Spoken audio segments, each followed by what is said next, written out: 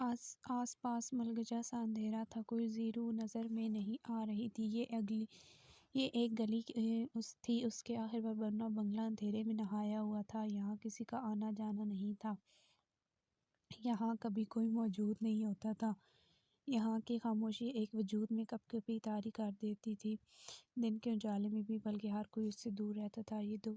یہ دکھنے میں جتنی خوبصورت تھی، اندھیرے میں اس سے کئی قدر خوفناک۔ اندر کا منظر روح چھیننے کے لیے کافی تھا۔ وہاں ایک شخص کو ایسی حالت میں اس دنیا سے مٹایا گیا تھا کہ دیکھنے والے کا دل بند ہو جائے، مگر سامنے کھڑے چوڑی جسامت کا شخص، سیاہ گہری چمکتی کالی آنکھ جو کسی کو بھی سحرا کرنے کا ہنر رکھتی تھی، اوپر اس سے ٹپکتی وحشت، اس مردہ وجود پر لہو ٹپکاتی نظریں گاڑے اسے دیکھ کے ایسا لگتا تھا وہ شخص کو زندہ کر کے دوبارہ آنکھوں سے مارنے کا خواہشمند ہو۔ اگر کوئی اس وقت اس کی ان آنکھوں میں جھانک لیتا تو لازمی خوف سے تھر تھر کانپتا اس وجود کا خون پورا آس پاس کی زمین کا حصہ تر کیے ہوتا۔ ایگل ہمیں نکلنا ہے۔ سامنے ایک جوان کھڑا لڑکا اسے پکارتا ہے، جس سے وہ اپنی خون چھلکتی آنکھوں سے اسے دیکھتا ہے۔ کل کی ڈیل کا کیا بھروسہ؟ اس کے برابر کھڑا لمبے قد کا خوبرو نوجوان سوال کرتا ہے۔ کل ڈیل وہیں ہوگی اور خبر پکی ہے، کل رات دیر سے ہی ہوگی۔ ایک زنانہ آواز اس کمرے میں گونجتی ہے جو ایگل کی لیفٹ سائڈ پر کھڑی تھی۔ ہاں مگر ایگل، ہم یہ کام کر سکتے، تم نہیں آؤ۔ اس لڑکی کے برابر کھڑا لڑکا ایگل سے مخاطب ہوتا ہے۔ ان سب کی آواز سرد اور آنکھیں بھی، مگر سب سے زیادہ سامنے کھڑا شخص اپنے وجود سے کسی کو بھی خوف میں ڈال دینے کا ہنر رکھتا تھا۔ اس کا نام ایگل تھا ہی نہیں، اس کی نگاہ بھی عقاب جیسی تھی، تیز اور اپنے شکار پر جاتی، اسے نوچ ڈالنے کی۔ ہاں مگر ہمیں یہاں سے نکلنا ہے ایگل، وہ لڑکی سب کو دیکھ کر ایگل سے کہتی ہے۔ تو وہ آنکھوں سے اشارہ کرتا باہر نکلتا ہے، اس کے بعد وہ چاروں بھی اس کے پیچھے باہر نکلتے ہیں۔ وہ سنسان گلی سے الگ الگ راستوں میں الگ الگ ہو کر گم ہو جاتے ہیں۔ آروش، آروش کہاں ہو؟ آروش کی والدہ اسے آوازیں دیتی کمرے میں داخل ہوتی ہیں، جہاں وہ بستر میں دکھی خوابوں کے سفر میں گم تھی۔ وہ آگے بڑھ کر اسے لاتی ہیں۔ کیا ہے امی؟ سونے دے، وہ رضائی سے منہ نکال کر کہتی، واپس سر تک تان کر گر پڑتی ہے۔ آروش، مہوش نے آنا تم نے کہا تھا، بازار جانے، اب اٹھو۔ وہ اس سے رضائی ہٹاتی اسے یاد دہانی کراتی ہے۔ ہاں یاد ہے، اچھا آپ چائے بنا دیں، میں چینج کر لوں۔ وہ ہڑبڑی میں اٹھتی ان سے کہتی، واش روم میں گھس جاتی ہے۔ اچھا میں چائے بنا رہی ہوں، تمہارا فون بھی بج چکا ہے، دیکھ لینا۔ امی، اچھا امی جلدی سے بنائیں۔ وہ اندر سے ہی ہانک لگاتی ہے۔ اچھا وہ کہتی پھر نکلتی ہے۔ وہ جانتی ہے ان کی بیٹی ان کی طرح چائے کی دیوانی ہے، ہو مگر چاکلیٹ کی تو عاشق ہے۔ وہ واش روم سے بلیک تنگ trouser, short frock, black colour کا لباس پہنے، کالے لمبے کھلے چوڑے بال کھلے چھوڑے باہر نکلتی ہے۔ تیکھی ناک، درمیانی آنکھیں، سرخ گال، گورا رنگ، گلابی ہونٹ اور ان کو دلکش بناتا دل۔ سلم سمارٹ اور 20 سال کی، ماں باپ کی لاڈلی، بھائی سے لڑنے جھگڑنے محبت کرنے والی، بولتی تو بہت بولتی، خاموش رہتی تو پریشان کر دیتی، معصومیت میں بھی 10 ہاتھ آگے اور شرارتیں بچکانہ حرکتوں میں بھی، مگر سنجیدگی بھی اس پر بہت جچتی تھی۔ وہ بس کلوز لوگوں سے شرارتیں کرتی تھی، ہاں مگر لاڈ ماں سے باقی سب سے سنجیدہ ماں ہی اس کی قریبی دوست تھی۔ اف اتنا ٹائم ہو گیا ہے، وہ جلدی سے کہاں تھی تم؟ وہ جلدی سے چائے کا سپ لیتی، موبائل کان سے لگاتی ہے۔ ہاں مہوش آپی ریڈی ہیں تو چلیں۔ کہاں تم؟ ہاں ہم ریڈی ہیں، راستے میں پہنچ رہے ہیں، جلدی سے باہر نکلو۔ اسپیکر سے ایک پیاری سی آواز گونجتی۔ اس کے والد کے 4 بھائی تھے، ان میں سے بڑے بھائی کی بیٹی کی شادی تھی، جس کی شاپنگ کے سلسلے میں یہ لوگ جا رہے تھے۔ ہاں میں ریڈی ہو رہی ہوں، آپ بھی جلدی کریں، اللہ حافظ، ملاقات ہوتی ہے۔ جلدی سے کہتی فون رکھتی ہے۔ چائے ختم ہو جاتی تو وہ اپنا برقع اٹھاتی، پہنتی ہے اور حجاب لے کر اسے کرتی، نقاب کی پن سیٹ کرتی، نیچے ہی رکھتی ہے کہ جیسے آئیں اوپر کر دے گی۔ امی وہ آ رہے ہیں، ابھی پریشان نہیں ہونا، جلدی آؤں گی، کوئی جلدی نہیں آنا، اس نے دیکھنا اسے آنے نہیں دیں گے۔ اس کا بھائی پیچھے سے آتا چڑھا کر کہتا ہے، اگر ایسا کچھ ہو میں کال کر دوں گی۔ اچھا امی، وہ اسے گوری سے نوازتی اپنی والدہ سے کہتی ہے، اچھا ٹھیک ہے، بتا دینا، پیسے رکھ لیے تھے، ایسا نہ ہو کل کچھ ہو نہ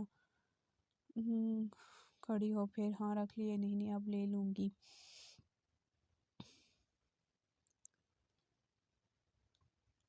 وہ بیگ چیک کرتی جواب دیتی ہے۔ وہ باہر سے آواز سنتی خدا حافظ کرتی، نقاب اوپر کرتے ہوئے باہر نکلتی، جہاں وہ سب اس کا کار میں ویٹ کر رہی ہوتی ہیں۔ وہ پیچھے ڈور اوپن کرتی بیٹھتی ہے السلام علیکم چاچو اور ان کے بچے وہ سب کو مشترکہ سلام کرتی ہے جس کا سب گرم جوشی سے جواب دیتے ہیں۔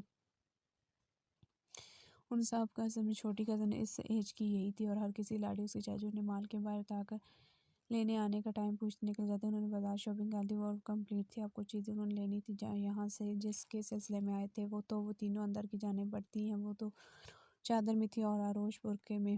وہ تینوں شاپنگ کر کے اوپر فلور جانے کے لیے لفٹ میں داخل ہوتی ہیں۔ ایک کزن امنا کھانے کے لیے بیٹھ کے تھی اور آروش نے حجاب لینے تھے اور ایک دو چیزیں جس کے لیے وہ دوسری کزن مہوش کو ساتھ لیتی لفٹ میں آتی ہیں جہاں ایک آدمی لمبا چوڑا سا بلیک ہوڈی پہنے کھڑا تھا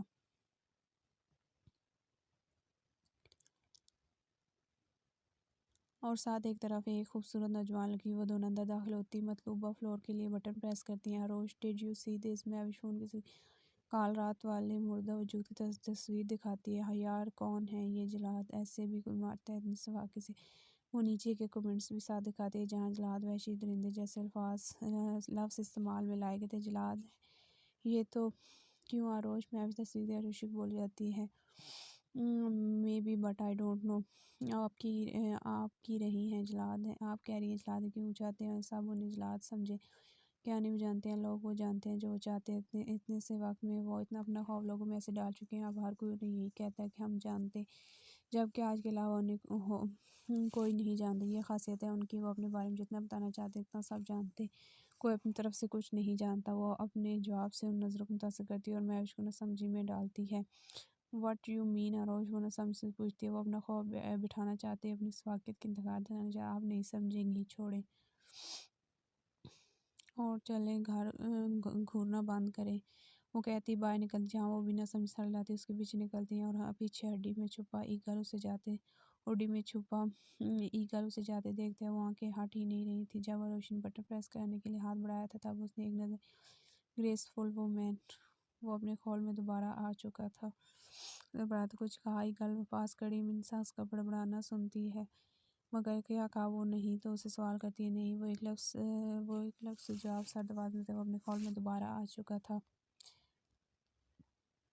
وہ تینوں شاپنگ کرتی گھر کی طرف روانہ ہوتی ہیں۔ کل چونکہ مہندی کا فنکشن تو وہ آروش کو ساتھ لے جاتے ہیں، ویسے بھی اس کی چیزیں تو وہ بھی اپنی والدہ کو اتار کر ان کے ساتھ نکلتی ہے۔ وہ پانچوں کل والی جگہ موجود تھے۔ اس خاموشی سے وحشت سے پک رہی تھی انہیں اس کی سربراہی کرسی پر ایگل، اس کے لیفٹ سائڈ پہ میسا اور جبران اور رائٹ سائڈ موسیٰ اور راہان اور باقی چار افراد موجود تھے۔ سارے سوٹ بوٹے تھے، غیر قانونی کام کے رابطے ان چاروں میں سے تھے اور یہ ایگل کی مٹھی میں تمام مافیا ایگل سے نسبت رکھتا تھا۔ وہ چاروں ایگل کی مخبری کرتے ہوئے پکڑے گئے تھے۔ وہ اپنے انجام سے خوفزدہ تھے۔ کیوں اب تک ایگل نے زبان سے اتنے لفظ ادا نہیں کیے جتنے زندگی میں قتل کیے تھے۔ مافی لفظ سے جان پہچان دور دور تک نہیں تھی۔ وہ پانچوں ہی سربراہ تھے۔ میسا اور جبران دونوں لیگلی نکاح میں تھے، یہ بات سے وہ خود پانچوں جانتے تھے۔ وہ پانچوں بے انتہا رحم اور شفقت تھے۔ وہ چاروں پھر بھی نارمل لوگوں کی طرح رہتے مگر ایگل کبھی نہیں۔ ایگل ہمیں معاف کر دو۔ ایگل کی وحشت سے ٹپکتی نظروں کی تاب نہیں لا سکتے اس لیے وہ چاروں اس کے پاؤں میں بیٹھ جاتے ہیں مگر اگلی پل اپنی گنز نکال کے ایگل پر وار کرنے کی کوشش کرتے ہیں، اپنی موت کا دعویٰ دیتے ہیں بلکہ اس کے اطمینان رتی برابر فرق نہیں پڑتا کیونکہ اگلے ہی لمحے وہ سب اپنے سر دھڑ سے الگ ٹرا چکے تھے۔ ایگل کے ہاتھ میں گھومتا اوزار انہیں خالق حقیقی سے ملاقات کرا چکا تھا۔ ایک لمحہ لگا تھا اسے بس وہ چاروں بھی اطمینان سے بیٹھتے۔ ایگل کھڑا ہو کر سامنے کھلی کھڑکی کے پاس جا کھڑا ہوتا ہے۔ وہ اقسام جس وجہ سے آئے تھے وہ مکمل ہو چکا تھا، ان لوگوں کا کام بھی تمام ہو چکا تھا۔ آروشی ریڈی ہو مہوش سے آواز دیتی اور اپنے اور اس کے کمرے میں داخل ہوتی ہے۔ وہ جب بھی یہاں ہوتی تھی تو مہوش کمرے میں ہی رکتی تھی۔ ثانیہ جس کی آج مہندی تھی وہ بھی اسی روم میں ہوتی تھی۔ جی ریڈی وہ مسکرا کر وہ مڑ کر ان سے کہتی ہے شوز پہنتی ہے، پیلا لہنگا پہنے، سادی کرتی جس پر اسٹائل سے جیکٹ کی طرح دوپٹہ لیتا اور سر پر حجاب کے ساتھ ماتھا پٹی سیاہ اورنج حجاب میں نہایت ہی حسین لگ رہی تھی۔ پاؤں میں کچھ ساڑے اس لیے وہ کھڑی ہوتی ہے۔ اس نے ہاتھ میں رنگز پہنی ہوئی تھی۔ ماشاء اللہ آروش بہت خوبصورت لگ رہی ہے، وہ دل سے اس کی تعریف کرتی ہے۔ وہ خود بھی سیم ڈریس میں تھی، سیم پہنی تھی، بس آروش نے حجاب کیا ہوا تھا، باقی سب نے بال کھولے ہوئے تھے، کسی نے کرل کیے ہوئے تھے، کسی نے کھجوری چوٹیاں ڈالی ہوئی تھی مگر آروش حجاب میں کوئی ہلکا پھلکا سا نرم و نازک پھول لگ رہی تھی۔ آپ بھی بہت حسین لگ رہی ہیں، مہوش کی دل کھول کر تعریف کرتی ہے۔ اچھا شکریہ، اب چلو سب ویٹ کر رہے ہیں۔ اچھا آپ چلیں میں آتی تو مہوش جلدی آنے کہہ کے اور آروش کو مسکرا لگاتی۔ لائٹ اورنج کلر لپسٹک لگاتی، ایک نظر خود کو آئینے میں دیکھتی، فون اٹھاتی بائنے کے لیے۔ ایک تو اس نے سب کی پکس اور ویڈیو بنانی تھی۔ وہ بائی لائن میں دھیرے دھیرے قدم اٹھاتی آتی ہے اور اس راستے میں چاچی روکتی ہیں، آروش یہ لو گجرے پہنو۔ وہ اسے پیلے اور سفید 2 گجرے دیتی ہے، کہتی ہے لیکن چاچی ہاتھوں میں کرتی کے بازو اچھے نہیں لگنے، چونکہ اس کی کرتی کے بازو جو تھے اور اسے ایلی تک پسند تھے، جو ایلی تک ہی آ رہے تو وہ انکار کرنے کی کوشش کرتی ہے۔ میری بیٹی بہت پیاری لگیں گی۔ پہن لو۔ وہ پیار سے اسے دوبارہ دیتی ہیں تو وہ کو کندھے اور سر کے درمیان رکھتی، دونوں ہاتھوں میں گجرے اور اس سے آگے بڑھتی ہے۔ آروش فائنلی آ گئی تو اس کی کزن اسے کھینچتی ہے، اپنے ساتھ لے جاتی، اسے کہتی ہے ہاں سوری تیار ہو رہی تھی، اچھا جی۔ وہ بھی اس کے انداز میں جواب دیتی ہے۔ مہندی کا فنکشن اپنے زوروں پر تھا، سب بڑے رسم کار تھے۔ آروش اور اس کی کزن ایک سائڈ پر کھڑی تھی۔ ارے لڑکی ایسے کون سے پردے جو یہ کر کے رکھا ہوا ہے؟ ایک آنٹی آروش کے پاس آتی، کھینچ کر بات کرتی، اسے سناتی ہے مگر اس کا اہتمام رکھتی، برابر فرق نہیں پڑتا آنٹی۔ ویسے پہلے زمانے میں لوگ پردہ نہ کرنے پر سناتے تھے، اب پردہ کرنے پر وہ بھی ٹھنڈے لہجے میں انہیں آگ لگاتی ہے۔ ایسے کون سے مرد ہیں جو تمہیں دیکھ رہے ہو یا نہ ہو، اللہ دیکھ رہا ہے، ہمیں اپنے پاس کفن کے 5 میں بلاتا ہے نا، اور مرد کو 3۔ اس نے ہمیں بغیر ڈھکے سر کے اپنے پاس نہیں بلانا، تو ہم کیوں اس کے سامنے ننگے سر رہیں؟ وہ دل پر لگنے والی بات کرتی ہے۔ وہ تو خاموش ہو کر جا چکتے، آگے جا کر وہ اپنا سر دوپٹہ کر کے اسے مسکرا کر دیکھتی ہیں اور ایک شرمندہ نظر تو وہ بھی اسمائل پاس کرتی ہے۔ آروش آئی لو یو کانفیڈنس۔ اس کی کزن اس کے گال کو سلا کر خوشی سے کہتی ہے تو وہ بس مسکرا کر رہ جاتی ہے۔ اس نے 14 سال کی عمر سے بایا شروع کیا تھا اور 17 سے ہر جگہ حجاب لینا چاہے جو جگہ بھی وہ فنکشن ختم ہو چکا تھا، کچھ رشتہ دار یہیں تھے اور جو اندر تھے۔ آروشی دلہن کے ساتھ باہر بیٹھی تھی، وہ اپنے چہرے پیچھے طرف کیے بیٹھی تھی اور ثانیہ کنفیوز سی بیٹھی تھی۔ آروش آئی ایم کنفیوز۔ جب وہ خاموشی توڑتی ہے تو آروش آنکھوں کھول کر سارا کرتی ہے آئی نو۔ وہ سیدھا جواب دیتی ہے یار ہر کوئی عجیب طرح سمجھاتا ہے۔ وہ کنفیوز سے اسے کہتی ہے آئی نو یس I know, yes, you have to compromise on every stage of your right to. ہاں آروش وہ اس کے ہاں میں لاتی ہے۔ اس کے دوسرے نمبر والے چاچو کے بیٹے سے شادی ہو رہی تھی، مطلب وہیں سے رخصت ہو کے وہیں رہتی، مگر زندگی تو بدل رہی تھی نا۔ مرد کہتے ایک ایسا مرحلہ ہے جو چھپا ہوا ہوتا ہے، وہ اپنے خول میں رہنا پسند کرتا ہے، مگر وہ اپنا آپ کھولتا ہے اپنے دل قریب انسان سے۔ وہ کوئی بھی ہو سکتا ہے، ہاں مگر عورت کے روپ میں کوئی ہو سکتا ہے۔ آپ پریشان ہو، بس ایک بات یاد رکھنا، آنا کو بیچ میں لانا غلط ہے، آپ صحیح ہو، معافی مانگنا غلط ہے، خواہ کے ظلم سے نہ غلط ہے، ایسے وقت پر خاموش رہنا غلط ہے۔ آپ کا دماغ اور دل کبھی ایک راستے نہیں چنتا، وہ ایک طرف کا کہے گا تو وہ دوسرا راستہ چننے کہے گا۔ آپ کو اس وقت تحمل سے ڈیسائیڈ کرنا ہوتا ہے کہ کیا فیصلہ آج صحیح ہے، دل کا یا دماغ کا۔ یہ دونوں کنفیوز کرتے، ایک دوسرے کے خلاف بھڑکاتے۔ وہ گہری سانس بھرتی۔ آروش تم بہت بہترین باتیں کرتے ہو، لفظوں کو چناؤ کر کے ایسے بن جاتے ہو سامنے والے کے لیے اپنا مستقبل سامنے کھڑا اور قدم کی ہر سیڑھی سے مترادف ہو۔ ہاں جا کر سو جائیں، لیٹ ہو گیا۔ تو وہ اس کے سر کو چومتی اندر چلی جاتی ہیں۔ آروش کبھی سے خود پر کسی کی نظر محسوس کر رہی تھی، وہ آس پاس نظر آتی ہے مگر کوئی بھی تو نہیں تھا۔ وہ گہرا سانس لے کر چہرہ آسمان کی جانب کرتی ہے، جب اس کی نگاہ تھوڑی نیچے اس خوفناک حویری پر جاتی جو اپنی وحشت میں ڈال رہی تھی۔ اچانک جھرجھری سی آتی ہے مگر اس کی نظریں اس کے لاسٹ روم پر رکتی ہیں۔